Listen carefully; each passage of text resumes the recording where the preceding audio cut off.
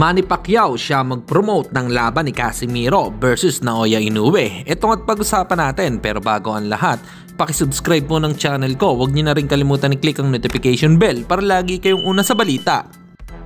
Pag-usapan nga po natin mga kaboxing, isa pa nating pambato ang magbabalik aksyon na si Jake Amparo upang kaharapin ang undefeated Japanese boxer na si Takeru Kitano sa isang 8-round fight sa darating na March 31 sa Korakuen Hall, Tokyo, Japan. Naway magtagumpay ang ating pambato sa kanyang paparating na laban.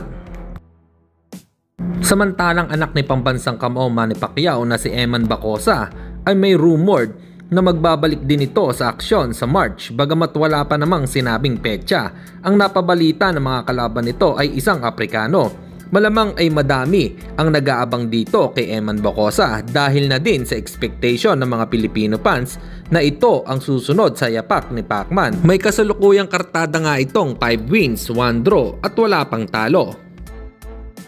At sa kabilang balita naman tayo mga kaboxing, kung matatandaan nga natin ang paghingi ni Cuadro Alas ng tulong kay Manny Pacquiao para maikasa ang laban niya kay Japanese monster Naoya Inoue. Siguro naikasa nga ito kung hindi siya umalis sa poder ni Pacman, dahil sa interview nga dati kay Pacman kung alin daw ang laban na gusto niya, Casimiro versus Donaire or Casimiro versus Inoue. Sagot ni Pacman ay Inoue versus Casimiro, siya pa daw mismo ang magpo-promote ng laban. Si Casimiro versus Donaire or Casimiro versus Inoue? I think Casimiro Inoue. Inoue, yeah? Why? Thanks guys. Good. That's a good one. Yeah, it is a good one. I can promote that.